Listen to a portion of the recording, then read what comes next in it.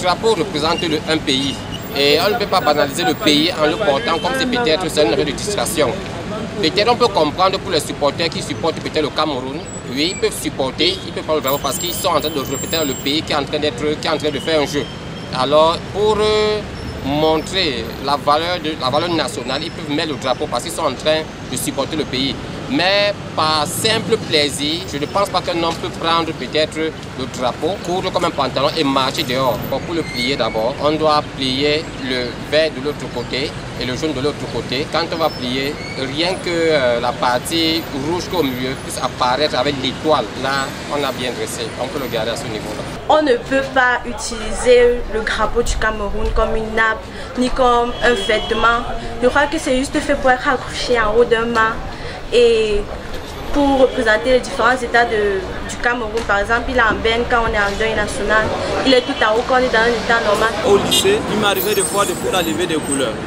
Bon, je savais juste enfiler le drapeau et le laisser monter jusqu'à la fin de l'hymne. Bon, je ne sais pas comment plier, bon, je pense pas, je n'ai jamais fait. On ne peut pas utiliser le drapeau national à travers n'importe quel jour.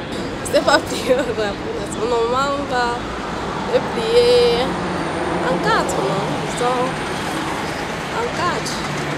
Alors on interdit qu'on ne doit pas chiffonner le drapeau camerounais, on doit respecter. C'est un symbole national, donc tout le monde doit respecter ça. Plier un drapeau, par exemple, chez nous, il s'agit de plier ce drapeau, il faut au minimum 2 personnes.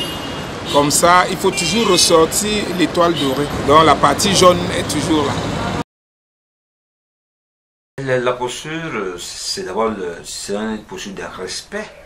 C'est le respect des institutions. Lorsque nous le plions, nous avons 3 couleurs d'égale partie.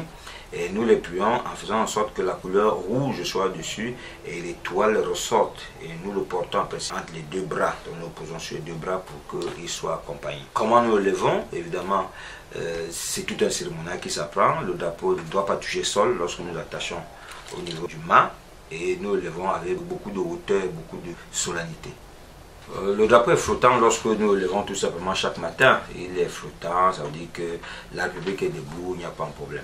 Et lorsqu'il passe en berne, ça veut dire simplement qu'il y a un problème. Le Cameroun a été touché dans sa chair, le Cameroun a des problèmes, soit nous avons perdu une très haute autorité de l'État. Et le Cameroun rend hommage à cette personnalité en mettant ce drapeau à berne, où nous avons perdu des Camerounais suite à un accident. C'est le cas par exemple lorsque le train de Zeka a fait accident, les drapeaux sont allés en berne. Berne, ça veut dire que le drapeau est mis à mi-hauteur, il est descendu à mi-hauteur du mât, c'est-à-dire au milieu du mât, c'est simplement. Le non-respect du drapeau condamne tout individu, c'est particulièrement les civils qui ne respectent pas le drapeau à 3 ans d'emprisonnement ferme pour non-respect ou bien vous déchirez le drapeau, vous profanez le drapeau. Et évidemment pour tous les autres militaires, je crois que ça a plus de 5 ans d'emprisonnement ferme.